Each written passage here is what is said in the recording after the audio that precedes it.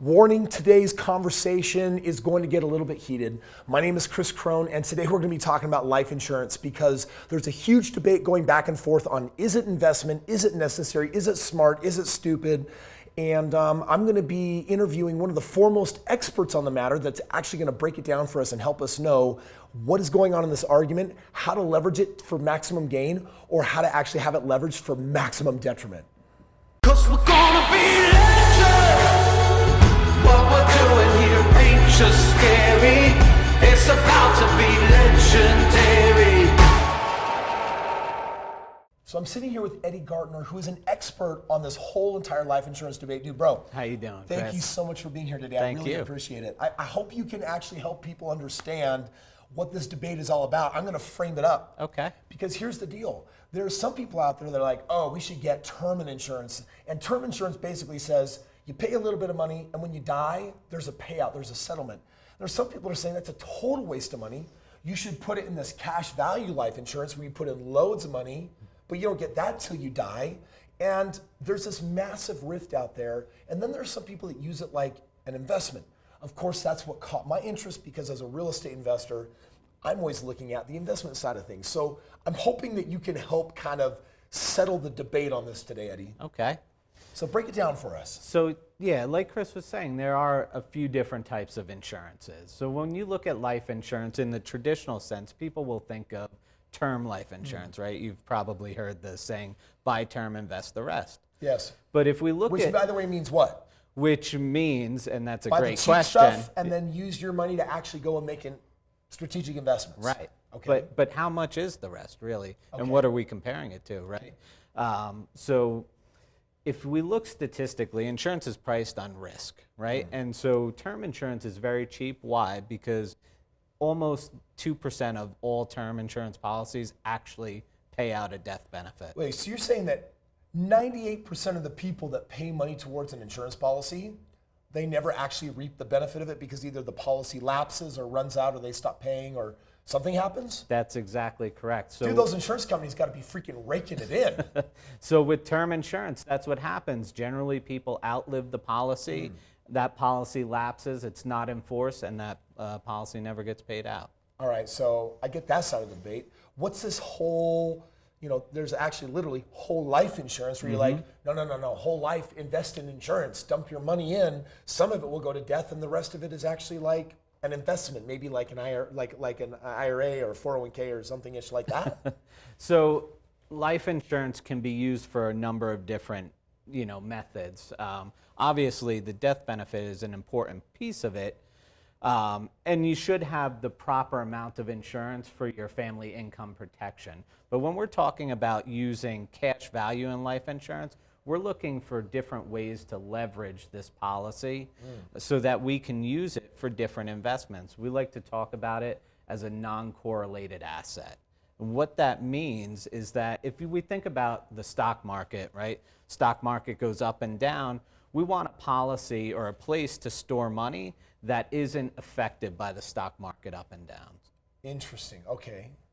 And so when we look at whole life insurance, especially whole life insurance with a good mutual company, and there's quite a few of them out there, but those mutual companies, their policies are designed, and these companies have been around since the 1800s, so for hundreds of years they're paying dividends. Well, they should be around that long. They only pay out 2% of all the money that pays in. Well, when it comes to whole life insurance... Start a life insurance business. Right. So when it comes to life insurance with whole life, do you know the percentage of whole life policies that pay out? No.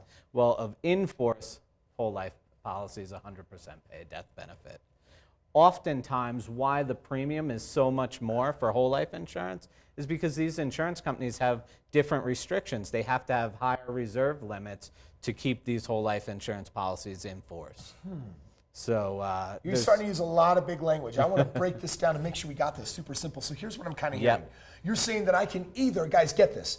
You can either do term insurance is cheap and only 2% will ever get paid out. It's usually a 10 or a 20-year policy or whatever. Yep. And so either you stop paying it and it lapses, or it runs out and then it runs out and it never pays out because you didn't die. Correct. Or you start throwing money into a policy that has a cash value where you're like, well, there's a death part and then there's a part that you can borrow like a bank, you're saying that people are actually, because it's a non-correlated asset, out of the stock market with companies that have endured the test of time, you're saying that you could actually put money into that policy and then pull it out and use it for other investments. That's exactly like, correct. for example, since I'm a fan of real estate, could I like put it in insurance and then pull it out and put it in real estate? You could. What would the benefits of that be? So there's a lot of different benefits as far as when you put money out of, like if you're going to put a down payment on a house, right? Okay. You're going to take that money from your bank account generally. Yep. You're going to put that into the house. Yeah. The next time you can access that cash is either through a home equity line of credit, right? Yep.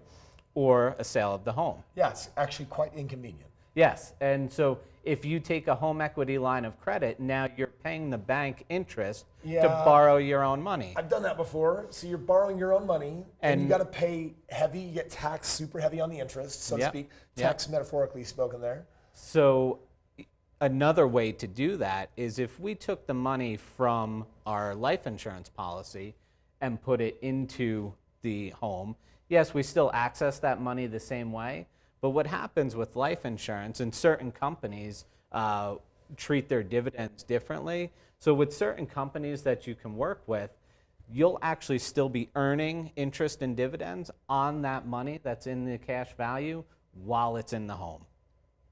Okay, that right there was, I'm pretty sure that was a mic drop. I'm processing all of this. So, Eddie, what you're talking about is I can put money in life insurance and get the death benefit, Yep. but then I can get living benefit. Correct. The living benefit is I can borrow out of it like a bank, way easier than a home equity line or selling a property, which Yes. is, you know, for most people is a big life-changing decision. Instead, it's just like, actually, my life insurance is kind of like a bank account. Like, I can take it out, and am I charged interest on taking it out? So if you take it out, there is an interest rate that's charged, and that's, you know, basically variable with what's going on in the marketplace today. Okay. So different companies will have different rates, and obviously you'll want to look into what those rates are.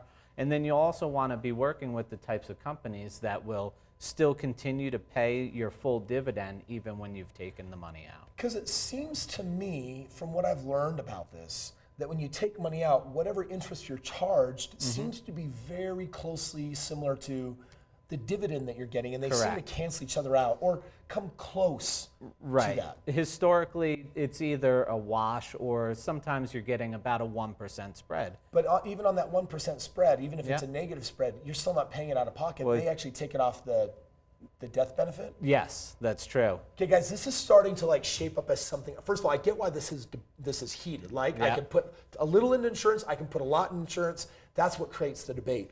The idea of putting insurance, pulling it out, and using it as a vehicle Yeah. for other investments and getting some tax benefits from that, and either doing it for either some dividend benefits. It seems Yeah. like there's a number of things that stack up that says this is absolutely worth looking into. Absolutely.